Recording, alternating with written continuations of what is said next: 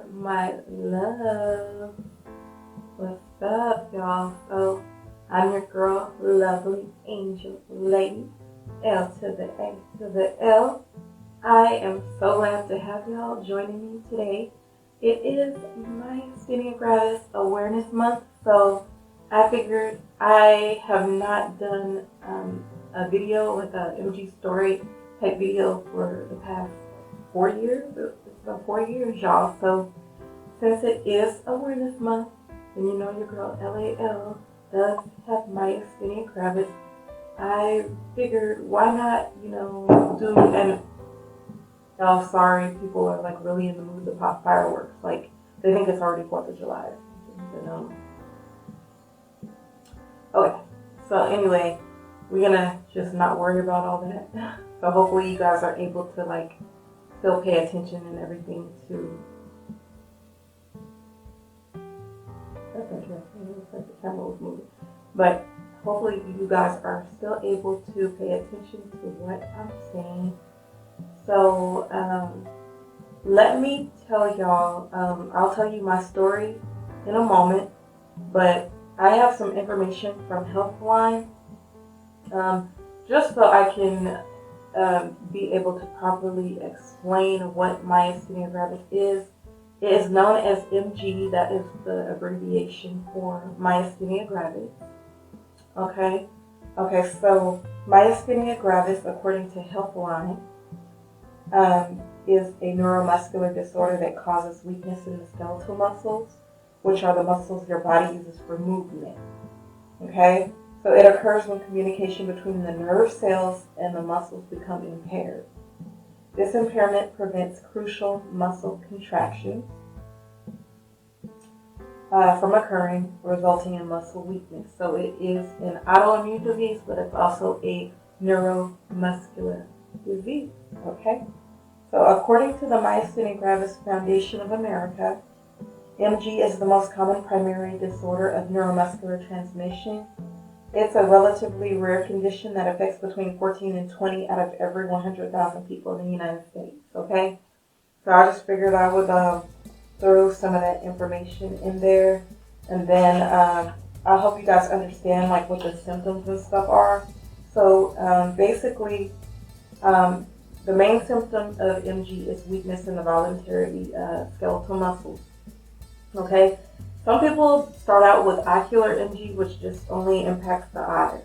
I have a diagnosis of generalized MG, which is a little more complex because it's affecting all of my muscles. Does that make sense?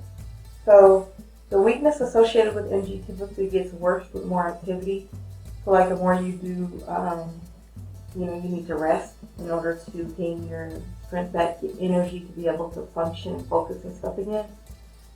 Rest is like really big for us. Like if we overdo it, it's not cool, So, okay, y'all. So the things, as far as like the symptoms, the things that a lot of us MGers that have generalized myasthenia, we experience trouble walking.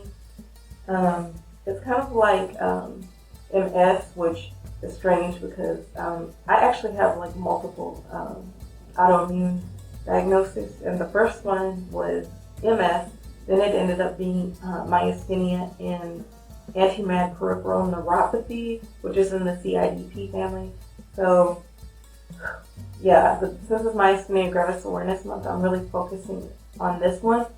Some people just end up to where like sadly to say, but our bodies are sort of like a magnet when it comes to the autoimmune diseases. It's like they just latch on,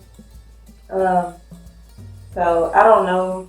I always wondered, did it have something to do with the fact that I was born 2.5 months early? I was only like 3 pounds 11 ounces when I was born. But nah, I don't know. I don't think so. But let me tell you about the symptoms. So the symptoms are trouble talking. Okay, we get like slurred speech. So like you'll hear me like when I get really tired and I'm filming, my voice is really raspy and I'll slur. Problems walking upstairs or lifting objects. That's actually why I was in a 3-story townhouse here in Vegas a few years ago, and I didn't want to leave. It was so cute, y'all. It was adorable. But it was 3 flights of stairs. Like when you got there, pulled in the garage, you had to like walk up some stairs. So like going grocery shopping, it was hell. I ain't even gonna lie. Okay, y'all. So, facial paralysis. That's another thing. Like in the beginning, I experienced this a lot. Like I had no idea what was going on. But like one side of your face can paralyze sometimes. Like that'll make your smile crooked too. So yeah, it's really creepy, y'all. This is really a serious one. I don't want y'all to feel bad for me. I'm just putting like the information out there. Y'all help me get through all of this. Like having my channel is very therapeutic for me. It's crazy because like I'm out there trying to help other people and doing therapy. But like this is very like, getting into beauty, fashion, lifestyle related stuff, taking y'all along on my journeys is very good for me. And I'd like y'all to see that, yeah, your girl, everything ain't easy for me, but it's not a walk in the park. But if I can do it, you can too. You know what I'm saying? So, difficulty swallowing or chewing. Like when I get really, really tired or really ill, I tend to have problems like biting down on my tongue or just not really feeling like chewing. Like I will push the plate aside and be like, I'm done. Just because I'm tired and I don't feel like chewing enough to break the food up to swallow it properly. And if I could drink like apple juice or something really slippery, and if I'm going through that, I will literally choke. So yes, difficulty swallowing or chewing, that could be dangerous. And then fatigue, like we are so fatigued like that to the point where our muscles are weak. We are just exhausted. We probably look drunk because that's what, that's a saying that a lot of the MG shirts have, like, but you don't look sick.com, because we hate people to say, like, well, you don't look sick. And it's like, well, what is sick supposed to look like? Because, with MG, it's up and down, and you can look a hot mess, and then once you rest, you can look like nothing's wrong with you. But it ain't like that. Trust me, we struggle like many days. So, fatigue is something. Hoarse voice is like what you're hearing from me right now. I filmed this Eyelid before this, and I wasn't even talking a lot, and it's just going through the course of the day. And then also the past couple days I've been filming quite a bit and doing things around the house, talking to my family and stuff like that. And that causes me to sound more raspy. And so you'll hear me sound like this. But I still sound cute, right? Right? Thank you. Thank you. So, another thing is drooping of the eyelids. When many of y'all have been subscribed and followed me for a long time. So when I get that high look, it looks like I've been had a little bit too many glasses of wine or something. Y'all, my eyes are like this, okay? So that's called ptosis, drooping of the eyes, because your muscles get weak in your eyes, and it just causes you to look like that. And it's to the point where I wear a patch over whatever eye, because sometimes it'll be like that for days at a time, and you can't open your eyes. And it's better once you cover it with a patch, it helps you see out of the eye that you can see out of. And if that eye is low, you're really gonna be struggling. But the only way you can deal with your eye like that is, if you want to see out of it, to lift it up with your finger and look out like that. But that's crazy. And lastly, double vision. Okay, that should be getting on a sister's nerves. Oh my goodness. When it look like something's really blurry, or you're seeing 2 or 3 or something, it's just crazy. And then you go to the eye doctors and stuff like that. Then they want to tell you got to go to the special neuro-ophthalmologist because you have MG and your symptoms are not normal. So going the optometrist usually will refer to the neuro-ophthalmologist on top of that. So we're just going to all kind of doctors. We have a neuromuscular doctor, our neurologist, whoever's caring for our MG, and so forth. So life is not easy for someone with myasthenia gravis. So for those of you that have a loved one with it, I pray for you. My heart goes out to you. Don't give up. Don't give up hope. There's currently no cure, but we're gonna be praying for that. We're gonna be praying for a cure. because that's what we need. You know what I'm saying? And even if, I pray I'm here to see that, but if I'm not, I just want it for the future, those who are diagnosed with it in the future, okay? So what causes MG is a neuromuscular disorder that is usually caused by an autoimmune problem. Autoimmune disorders occur when your immune system mistakenly attacks healthy tissue, okay? In this condition, antibodies, which are proteins that normally attack foreign harmful substances in the body, attack the neuromuscular junction. Damage to the neuromuscular membrane reduces the effect of the neurotransmitter substance, acetylcholine, which is a crucial substance for communication between nerve cells and muscles. This results in muscle weakness. Okay? So I know it sounds pretty scientific, and that's why, I wanted to, get the information and give it to you from Healthline. Like, I know I can explain it all day, but I really want you to have a good, understanding.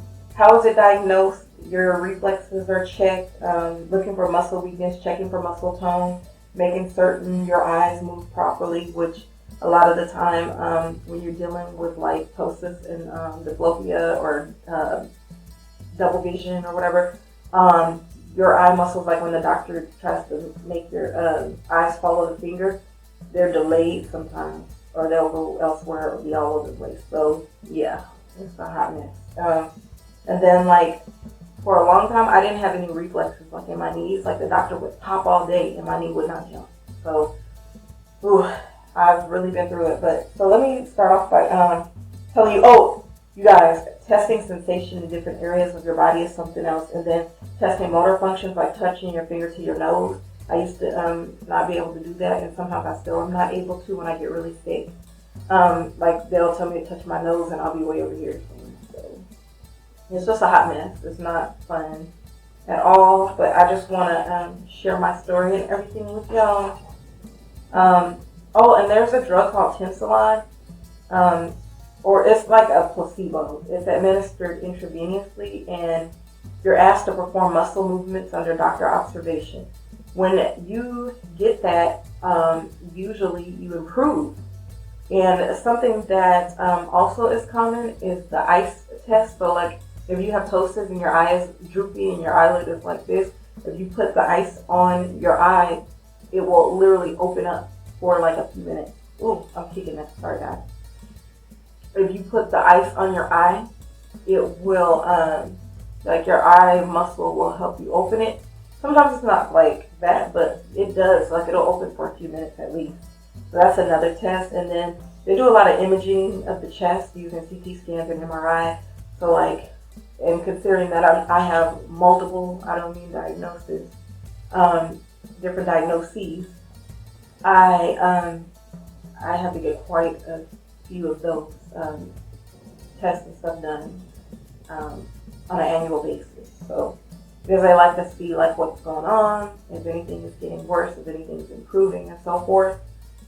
Medication common is corticosteroids, and y'all know the struggle is real. Okay, so you get really fluffy and everything. Like it helps your strength to be like on steroids, but like I would have to go on and off of prednisone.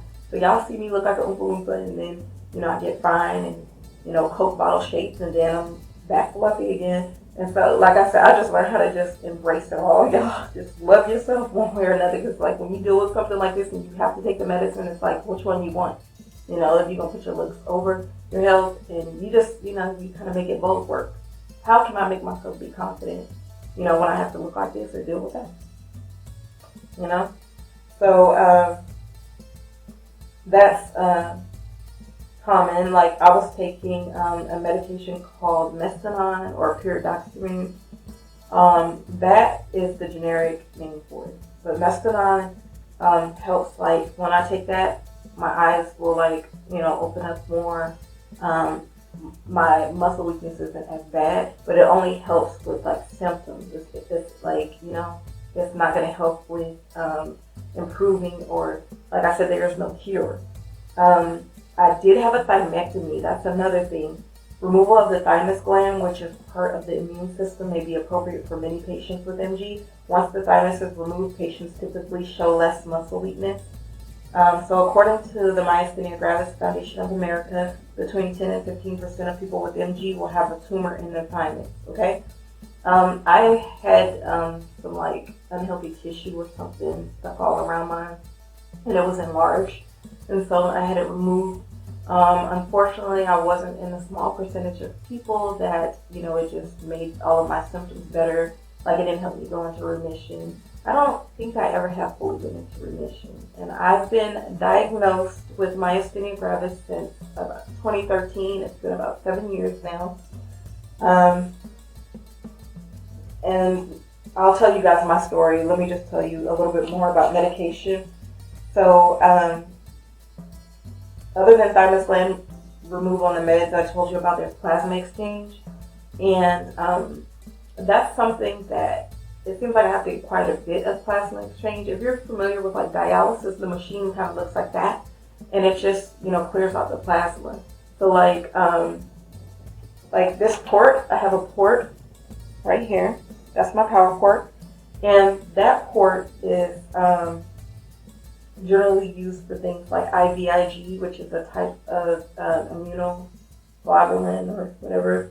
It's intravenous, like it's given to you like through your veins or through your port. And the reason I have a port is because over time doing plasmapheresis and everything like that with those big machines, your veins tire out, your veins tire out. Like in my arms, like on this arm right here, some of my veins, they look like really crazy because like they went through so much. It was like they were like, I give up, So that's why I have a port. We call it my button. So yeah, with plasmapheresis, it's also known as plasma exchange. It removes harmful antibodies from the blood, which may result in improvement of muscle strength.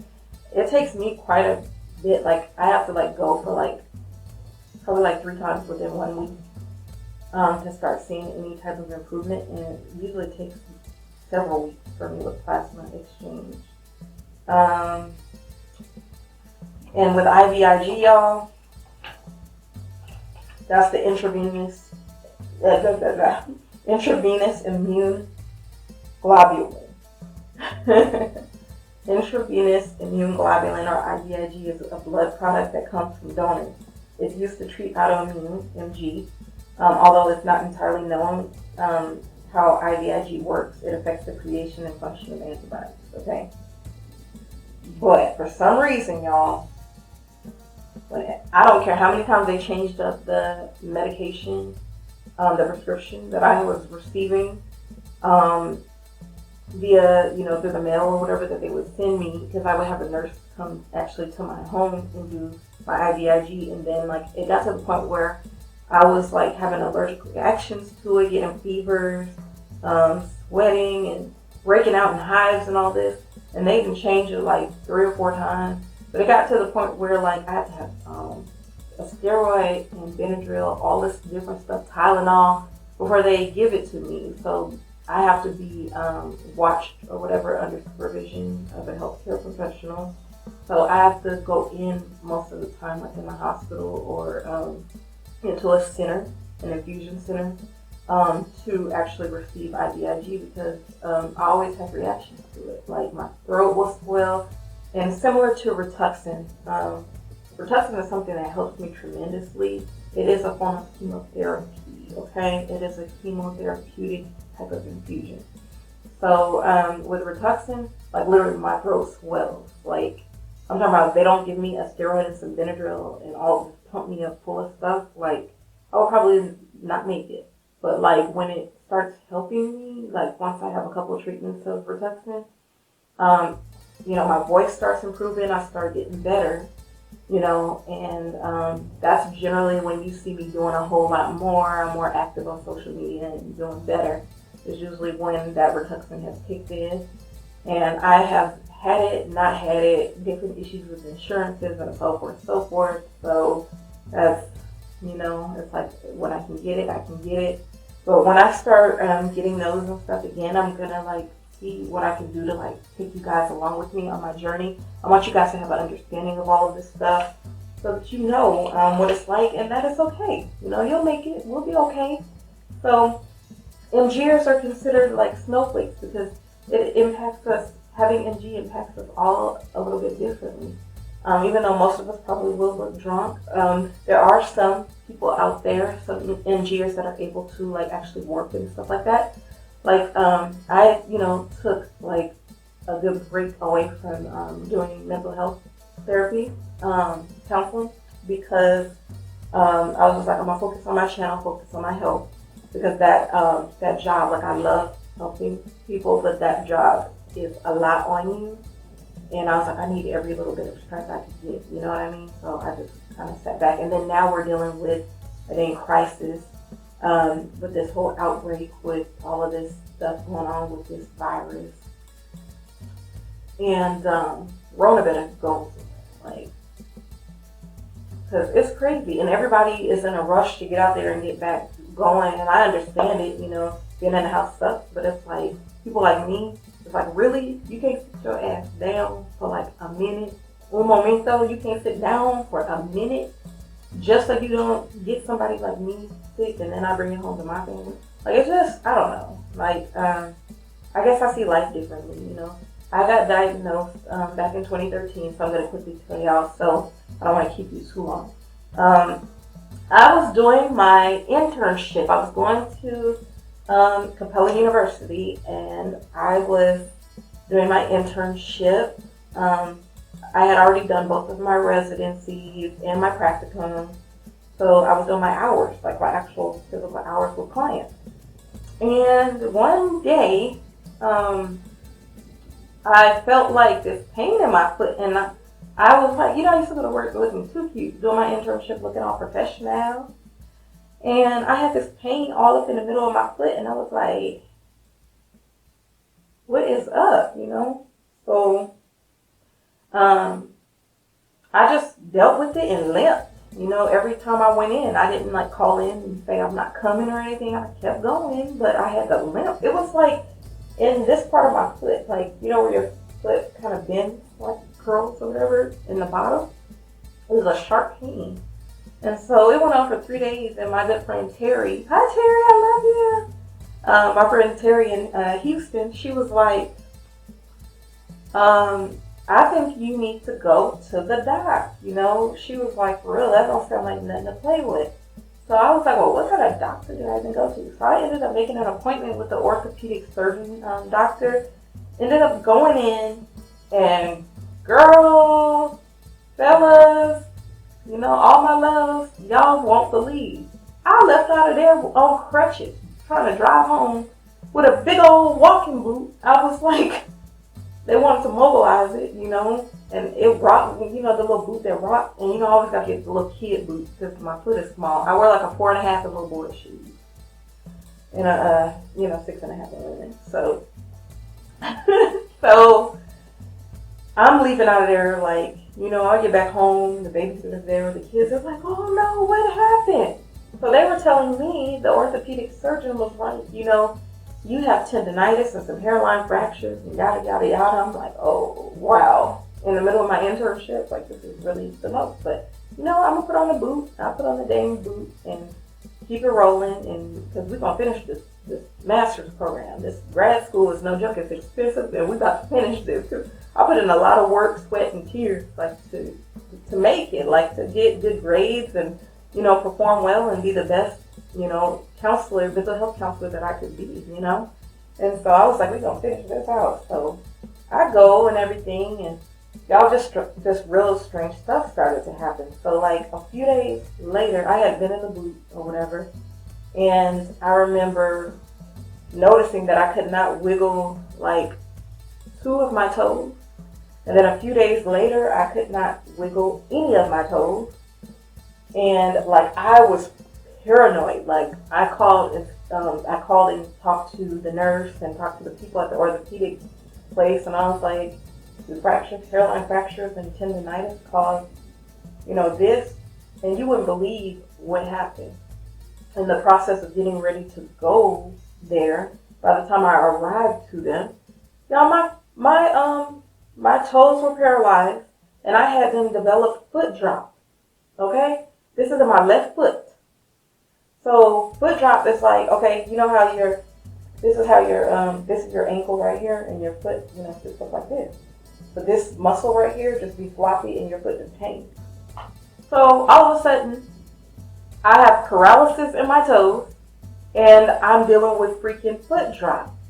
Like literally a floppy foot just hangs. And then trying to wear a dang boot to keep everything mobilized. So I'm like, what is going on?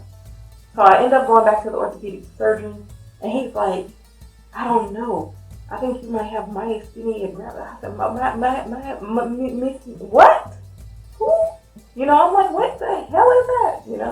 So, so finally, I got to look at everything up. There was this other doctor there. It was an Indian doctor or whatever, and she had her beliefs, but I guess because he was a young African American doctor.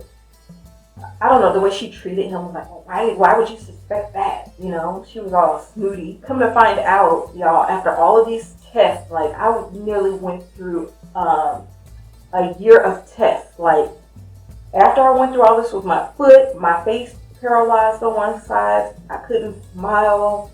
It was all crooked. I couldn't move the whole, one side of my face. And it was just crazy, like really crazy. Like my eyebrow or whatever would you say. It was just a hot mess.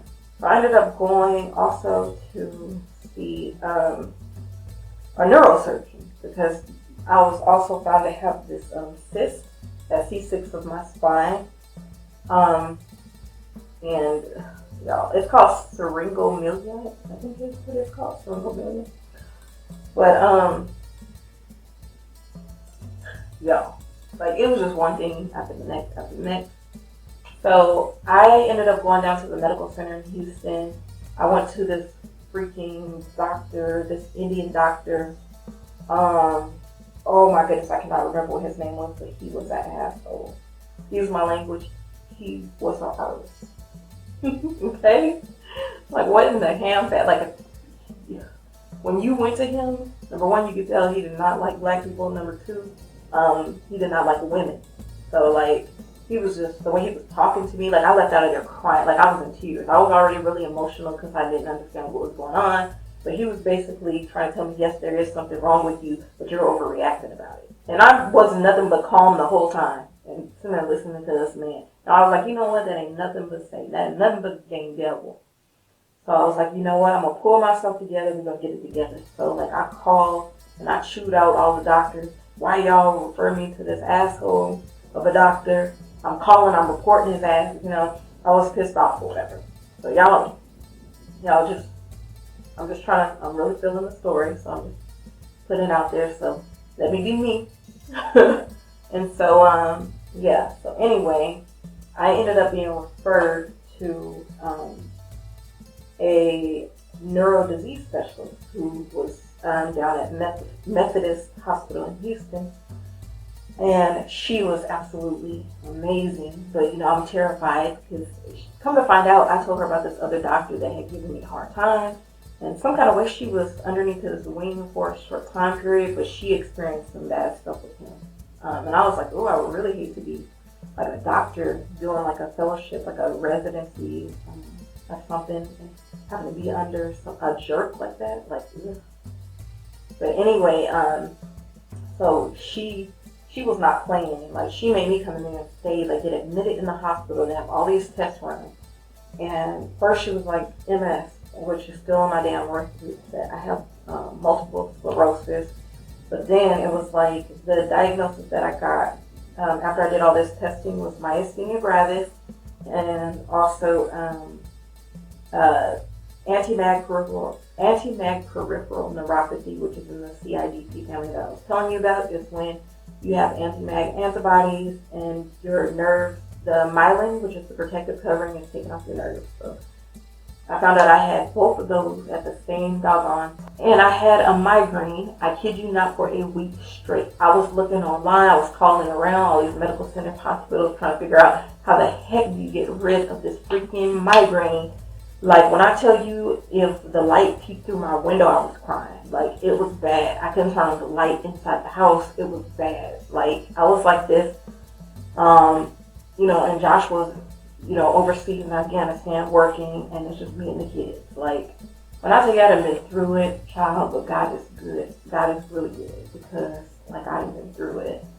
So, y'all, that's my freaking crazy MG story, and there have been many things that have occurred since that diagnosis. I've had my highs and lows, things that I found that help me, things that don't, things I'm allergic to, things I'm not. So it's been one hell of a roller coaster, but I really appreciate y'all being on this ride with me. We're going to ride this sucker out, okay? Until the wheels fall off, okay? That's a thing called life, you know what I'm saying? So, yeah, y'all, but I just really wanted to sit down and tell my story. I would love to hear y'all's stories. If you have done an MG story or you have a relative with MG, get down up in the comments, y'all, and, talk to your girl. You know what I'm saying? Your girl, LAL, would love to talk to you. I would love to get the skinny, the 411, the tea on what's going on with you, okay? Because y'all are always here for me, and, we're going to get through this together. You know what I'm saying? That's how we got to do. We're going to get through it together. So, I love y'all. It's getting hot as crap in Vegas, and so that makes my stomach like 10 times worse. Or extreme cold, and then I also deal with rheumatoid arthritis in my joints and stuff. So that's what I was telling you, it's multiple. It was just like, I just kept going to the doctor. It got to the point where I didn't even want to go no more. Because I'm like, oh, you got this. Oh, you got that. And then I had asthma on top of it, so it's just like, girl. Oh, and then, you know what else, y'all? With Myasthenia Gravis, the one thing that is very highly dangerous is if you go into an MG crisis. If you go into a myasthenic crisis, your freaking breathing muscles cannot work for you anymore, okay? That, when I tell you, that is just like that's scary, okay? So you really, really have to pray and really put your faith in the Lord. Don't let the enemy play games with your mind, and really be strong, because most people who have a crisis that have MG end up on a ventilator in ICU in the hospital. I have, had exacerbations that have caused me to go into the hospital because they were that bad, and things were starting to go there. They were slowly shutting down one thing at a time. Beginning with like double vision. Then I couldn't open up either eye. Just crazy stuff like that. Like one time I let a person really stress me out, and I went to the hospital to just get an infusion. I was going to the hospital for its treatment, and they wanted me to go to the hospital so I could be supervised and watched, since I had allergic reactions to, so many of the infusions and stuff. But I had to have them. It's like, how do you get those antibodies from spreading and acting a fool in your body? You know what I'm saying? Like my son used to tell me when he was little, he would say, Mommy, the antibodies are doing karate on the nerves in your body. And the doctor was like, I'm going to use that. He's brilliant, bro. Their kids are a trip, but that actually makes sense. So anyway, y'all, if myasthenic crisis is no joke. Some MGers have lost their lives. They've lost the battle through having a MG crisis. So prayers to you, snowflakes. I love y'all so much. My lovelies, I love y'all. If you have not already subscribed, I would love to make it official and have you in my familia, have you in my family. And to do that, all you gotta do is real simple. Press that subscribe button. While you're at it, tap the alert bell so you will get all the notifications on what's going on. Because I don't want y'all to miss a beat, and I love to have y'all with me along every step of the way. So I love you. I really hope that y'all enjoyed me giving you a little piece of me, telling you a little bit, more personal about me and my life and some of the things I go through. And I know I look quite normal and stuff like that most of the time, but those of you who know me pretty well know when I'm tired. Y'all know, like, when I'm stressed. Y'all know me very well.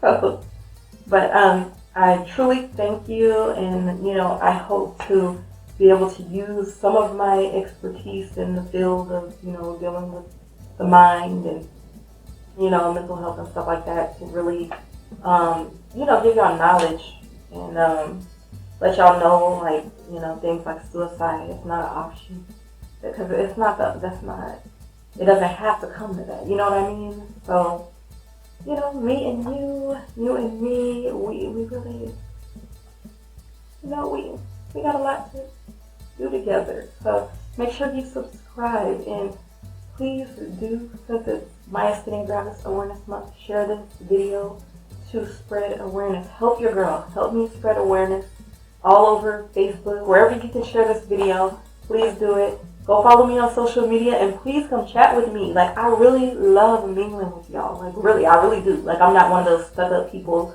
who acts all crazy. And no, y'all very down to earth. I'm very lovable. Look, I will get with somebody in a heartbeat. Like, I don't play. But at the same time, like, as long as you respect me, you know, you love me, that's what you're going to get back. You know what I'm saying? So, I love y'all. Stay strong, MGers.